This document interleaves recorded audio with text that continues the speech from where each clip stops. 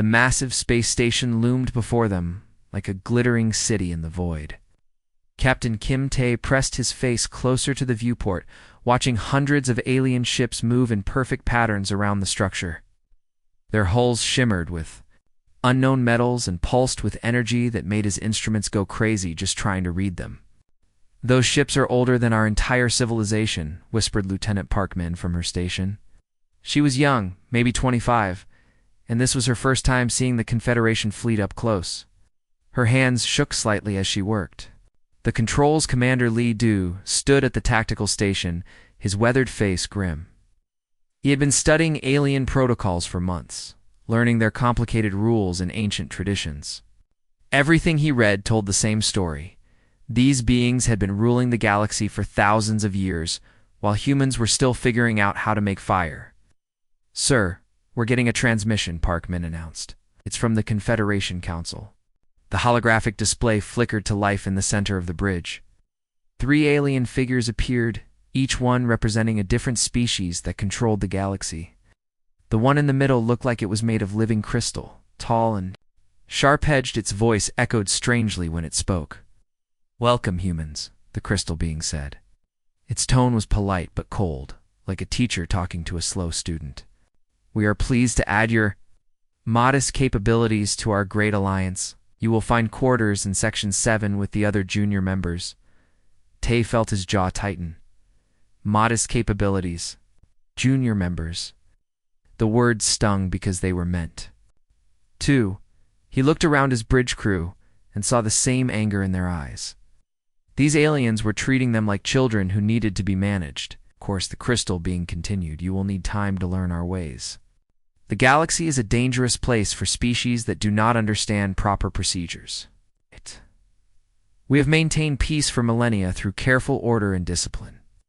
Another alien, this one with skin that shifted between colors, nodded in agreement. "The junior species quarters are quite comfortable.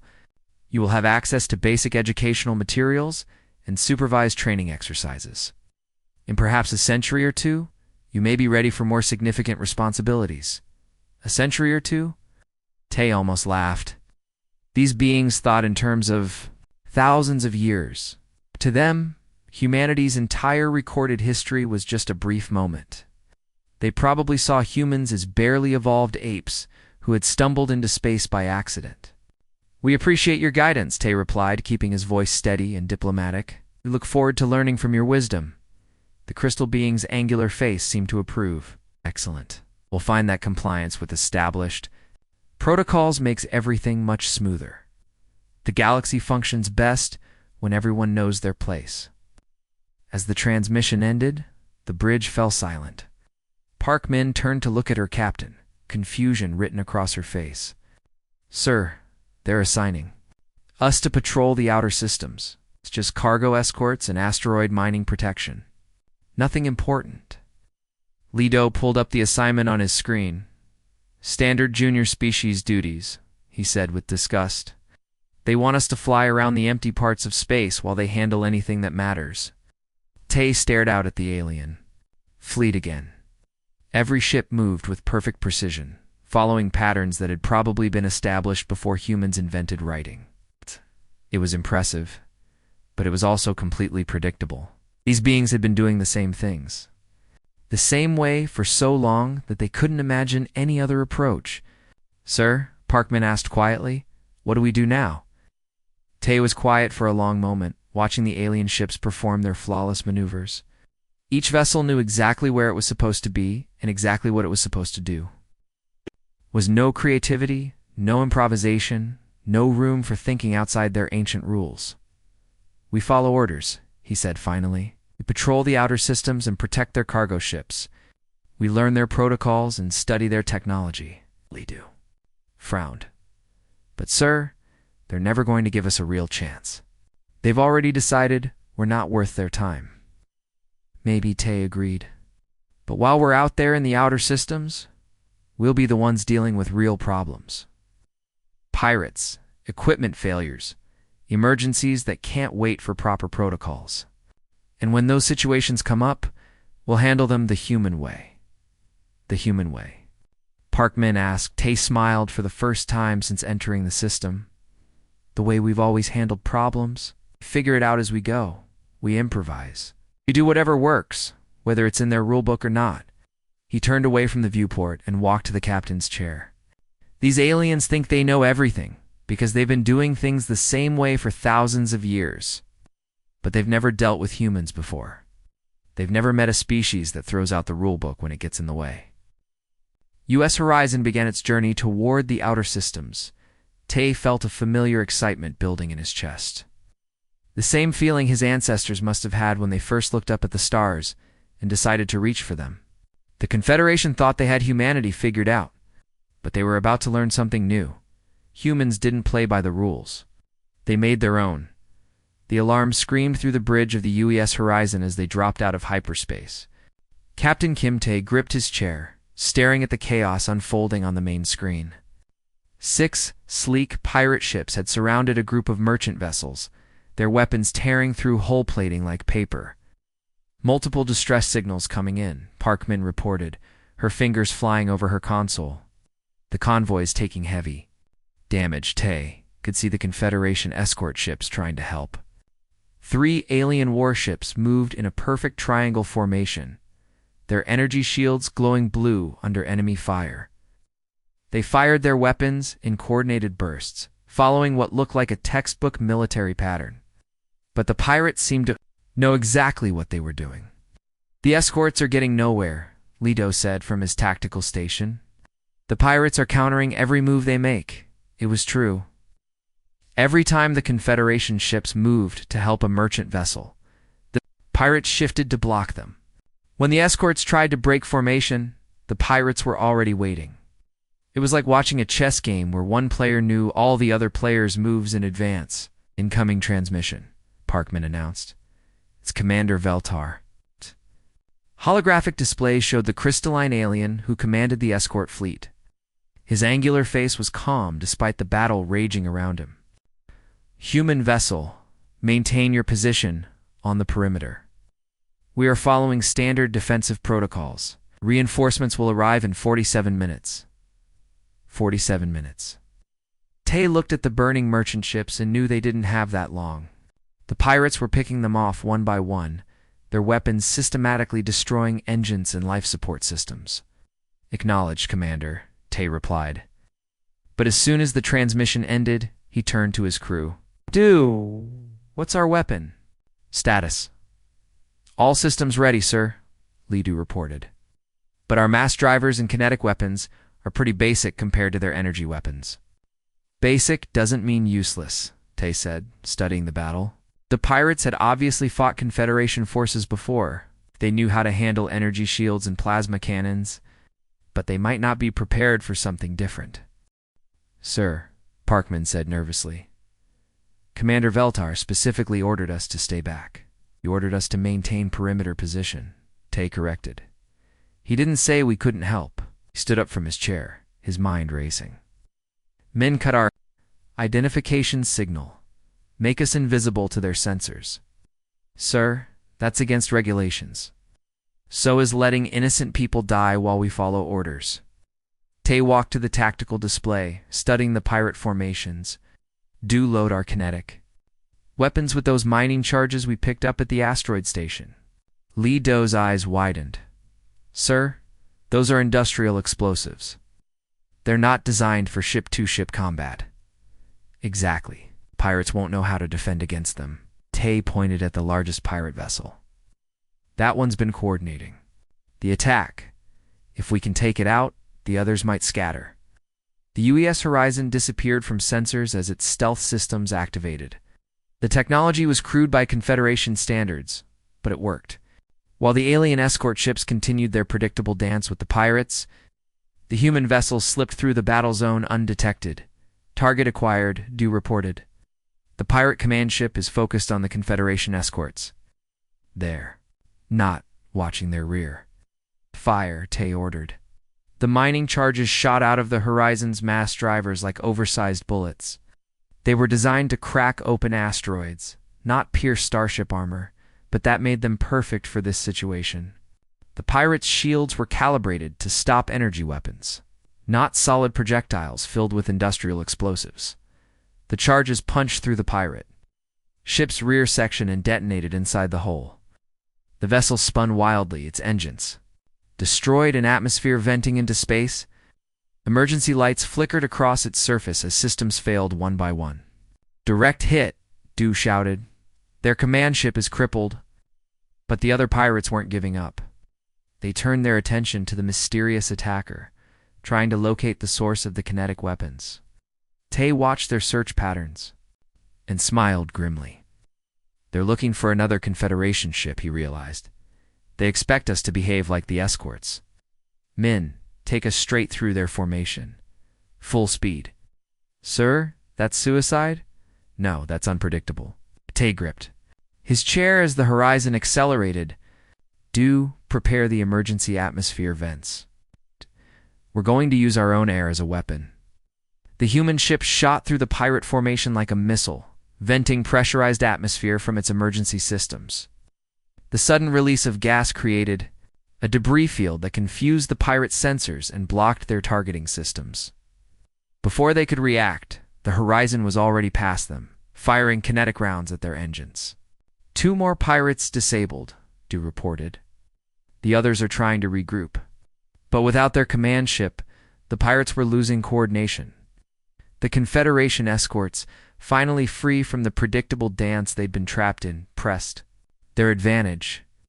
Within minutes, the remaining pirate vessels were either destroyed or fleeing. Sir Parkman said Commander Veltar is requesting an explanation. Tay looked at the rescued merchant ships, their crews already working to repair the damage. "Tell him we saw an opportunity and took it. Sometimes the best defense is a good offense." "But sir, we violated direct orders, saved lives," Tay replied. "And we showed these pirates that not everyone in the galaxy fights by the same rules." Dr. Kang-Su rubbed her tired eyes and looked at the scanner results again. The numbers were getting worse every hour. The Crimson Plague had already killed billions of people across 3 star systems, and now it was spreading to a 4th. The virus was like nothing anyone had ever seen before. It changed people at the deepest level, rewriting their DNA until they became something else entirely. "Any luck with the new treatment?" asked Dr. Yoon-ji as she walked over with a cup of coffee. Her face was pale from working 18-hour days, and her hands shook slightly from exhaustion. Nothing," Sue replied, taking the coffee gratefully. "The Confederation's best medicines aren't even slowing it down. They're nanobots. They're genetic repair systems. They're quantum healing devices. The virus just adapts to whatever they throw at it." Around them, the medical bay of the UES sanctuary was busy with activity. Human doctors worked next to alien healers, but it was clear they weren't really working together. The alien doctors used their advanced technology, while the humans mostly just watched and took notes. "Dr. Kong," a voice said behind her. She turned to see the shimmering form of Healer Prime Zethel appearing on the holographic communicator.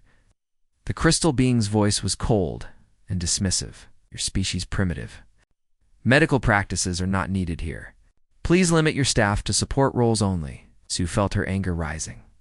For weeks, she had listened to the aliens dismiss human medicine as backward and useless. Yes, their technology was less advanced, but that didn't mean it was worthless. With respect, Healer Prime. "Our methods include pattern recognition and treatment approaches your systems might not consider. The plague operates on quantum mechanical principles," Zethel replied icily. "Your simple chemical compounds and basic surgical techniques are irrelevant against such sophisticated threats." The hologram disappeared, leaving Sue staring at empty air. She clenched her fists, feeling frustrated and helpless.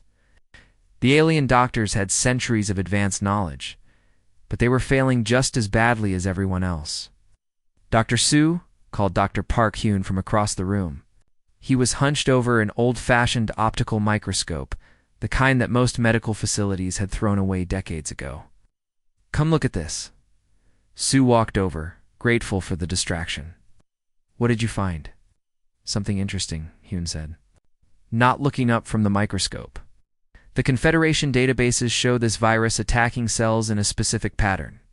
But look at these tissue samples from the latest infections." Sue peered through the microscope eyepiece. The infected tissue looked horrible, cells twisted and changed into unrecognizable shapes. But there was something different about the pattern. The damage sequence. It's not following the predicted model. Exactly, Hyun said excitedly. The virus is learning. It's changing its attack method based on what it encounters. But here's the thing. It's so focused on countering advanced medical technology that it might be vulnerable to older approaches. What? Kind of older approaches? Remember the treatments we used on Earth before we had all this fancy technology? Antibiotics, antivirals, even some of the old herbal medicines. The Confederation abandoned those methods centuries ago when they developed genetic manipulation. Sue felt a spark of hope. You think the virus might not have defenses against treatments? It considers primitive? There's more, Yoonji interrupted, holding up a data tablet. I've been studying the infection rates across different species. The ones with the most advanced medical technology are dying fastest. The species with simpler healing methods are showing more resistance. Because the virus is designed to fight sophistication, not simplicity, Sue realized. It's like a computer. Virus that can counter every modern security system, but can't handle an old-fashioned typewriter. The three doctors looked at each other with growing excitement. While the Confederation scientists continued their quantum-level analysis, the human medical team started working with compounds that had been saving lives for hundreds of years. They mixed penicillin derivatives, created bacteriophages, and even tested plant-based medicines that their grandparents might have used. Sue, you need to see this. Hyun called out 3 days later, his voice shaking with excitement. The modified antibiotic compound, it's not just stopping the infection. It's actually reversing it. Results were incredible. The simple antibiotic, enhanced with basic genetic modifications, was breaking down the virus's synthetic proteins. More importantly, the plague's adaptation mechanisms seemed unable to develop resistance to something so fundamentally different. From what it was designed to counter, the virus is like a master chess player, Sue explained to her team. It knows how to counter every advanced move, but it's helpless against someone who just flips the board over. When Sue presented her findings to the Healer Council, the silence was deafening. Zethel's crystalline form flickered with what might have been disbelief. You're suggesting that a treatment developed by pre-space civilizations is more effective than our most advanced therapies? I'm suggesting that sometimes the old ways work because they're not trying to be clever, Sue replied.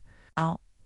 The virus was designed to counter your quantum nanobots and genetic reconstructors. It had never expected to. Face something as simple as modified penicillin. This is... Zethel paused, struggling with the concept. Unprecedented. Good, Sue said, already preparing the next batch of treatments, because unprecedented is exactly what we need right now. Admiral Choi Minho stared at the tactical display in disbelief. Red warning lights flashed across the screen as another Confederation fleet disappeared from the sensors. The Void Collective had returned after sleeping for 10,000 years, and their ships were cutting through the galaxy's defenses like they were made of paper. Seventh Fleet is gone, reported Captain Namsol from her station. Her voice was steady, but Minho could see the fear in her eyes. No. The collective analyzed their attack patterns and destroyed them in under 5 minutes. The main screen showed the terrible truth. Every time the Confederation forces tried to fight, the enemy machines studied their moves and countered them perfectly. The ancient artificial intelligence had fought these same battle tactics for thousands of years. It knew exactly what the aliens would do before they did it. Sir, Commander Orin walked over with a grim expression. Supreme Command is ordering all human ships to stay in the rear. They want us to focus on evacuations and supply runs, while the real fleets handle the fighting. Minho almost laughed bitterly. The real fleets were getting slaughtered, but the Confederation still thought humans weren't good enough for actual combat. He watched the battlefield display as another group of alien warships moved into their perfect formation, ready to be destroyed by an enemy that had seen it all before. How many fleets have we lost? He asked. 12 so far, Orin replied. The collective ships are like nothing we've ever seen. They phase through solid matter, their weapons ignore our shields, and they seem to predict every move we make. The enemy vessels looked like living crystals, shifting and changing shape as they moved through space. they didn't follow normal physics. They could appear and disappear, pass through asteroids, and fire weapons that bent around defensive barriers. Against them, the Confederation fleets looked clumsy and slow. Sir Namsol called out, "Captain Kim Tae is requesting a private channel?" Minho nodded, and the familiar face of his old friend appeared on a small screen. Kim Tae commanded the UES Horizon, one of the human ships that had proven itself in previous battles.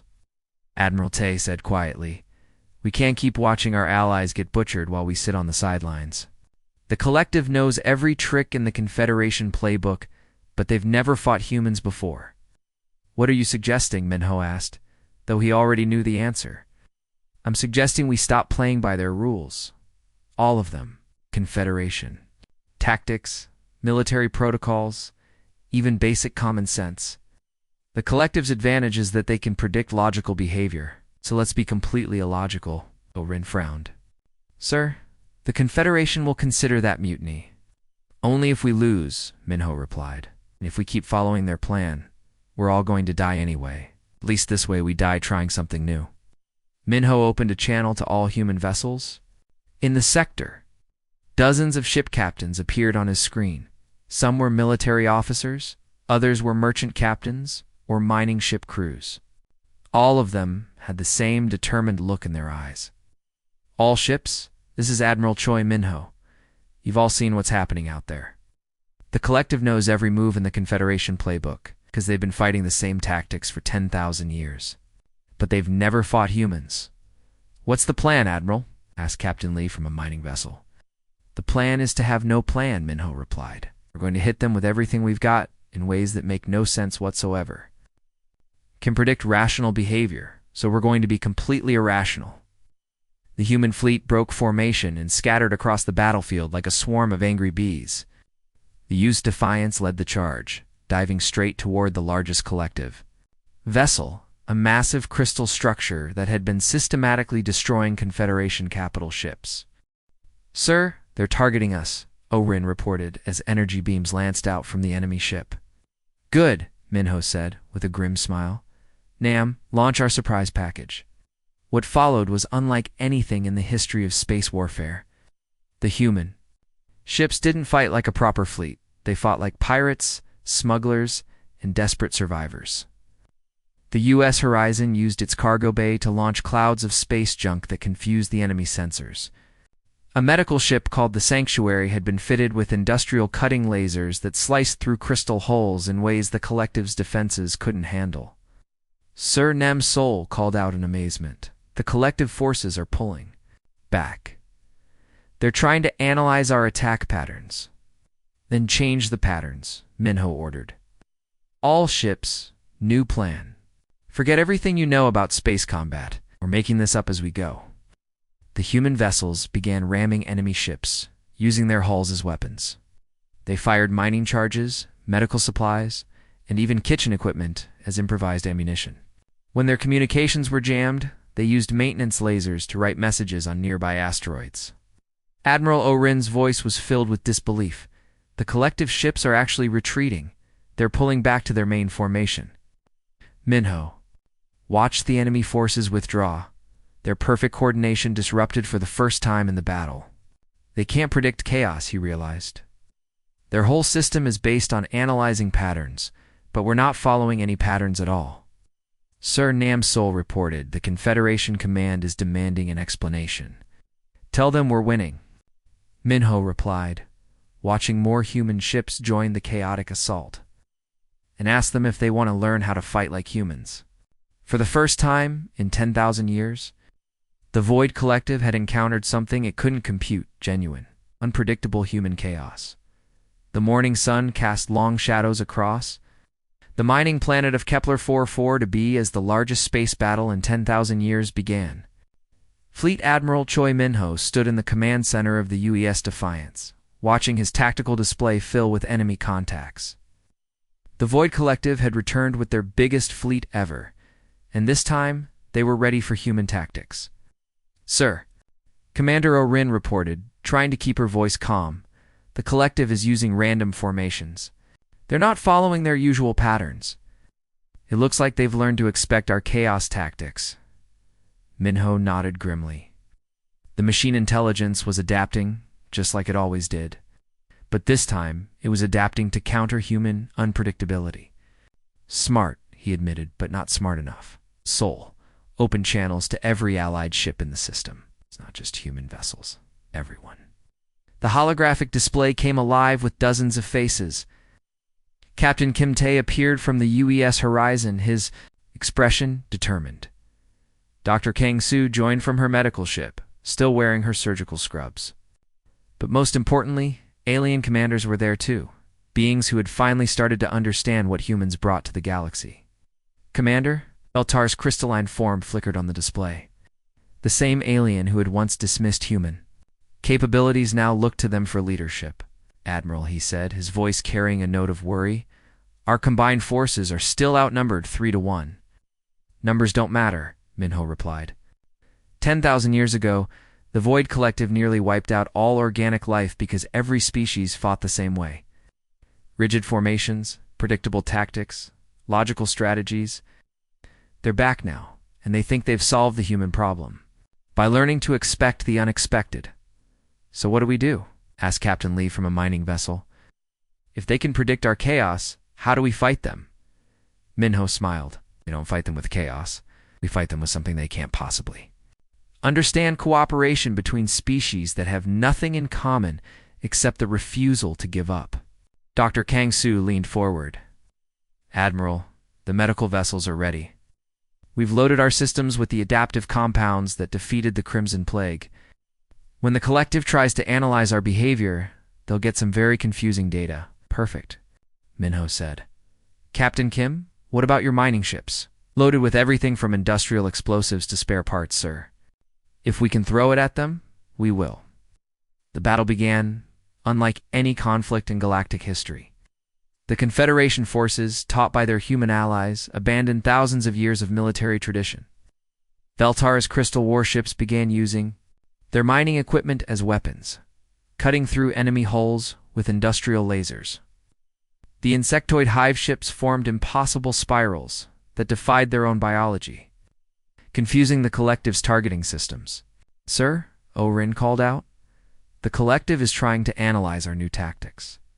Their processing nodes are working overtime, Good Minho said. All ships, Phase 2. Remember, we're not trying to win a battle, trying to break their ability to think. What followed was beautiful chaos. Human ships flew in impossible patterns while broadcasting everything from military communications to Dr. Kang Soo's medical research to Kim Tae's collection of Earth music. The alien allies joined in, each species contributing their own brand. Of unpredictability, the gaseous nebula dwellers compressed themselves into solid projectiles. The machine-like constructs began behaving organically, making emotional decisions instead of logical ones. Even the peaceful gardener species turned their terraforming equipment into weapons, launching seeds that grew into space vine networks. Admiral, Namsel reported, her voice filled with amazement, the collective hub is sending out error signals. Their central processing matrix is having some kind of breakdown. On the main display, the massive Void Collective command node began to flicker, erratically. For the first time in its existence, the ancient machine intelligence was experiencing something it couldn't process. Genuine cooperation between completely different forms of life. Sir, Commander Veltar's voice carried a note of awe there. Shutting down? The entire collective network is going offline. Not shutting down, Minho corrected, watching the enemy vessels drift powerlessly in space. They're learning. For the first time in 10,000 years, they're discovering that the universe is bigger than their ability to understand it. The silence that followed was profound. Across the battlefield, ships from dozens of species hung in space. They're impossible. Formations still defying every known principle of military strategy. The galaxy was safe, not because they had destroyed their enemy, but because they had taught it something new. Admiral Parkman's voice came through the CUM system. What happens now? Minho looked around at the mixed fleet, human ships alongside. Alien vessels, all of them battered but victorious.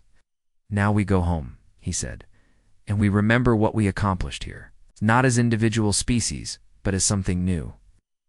Dr. Kung-Su's face appeared on the display. The collective is still out there. They're not hostile anymore. They single quotes. Right? Curious. Like children learning about the world for the first time. Maybe that's what the universe needed, Minho replied. Not another war, but a teacher. Maybe we all learned something today about what we can accomplish when we stop trying to fit into someone else's idea of how things should be done. As the human fleet began its journey home, the galaxy had changed forever. The ancient order was giving way to something new, a chaotic, unpredictable alliance where every species brought their own unique strengths to the table, and at the heart of it all was humanity's greatest gift. The absolute refusal to be what anyone expected them to be.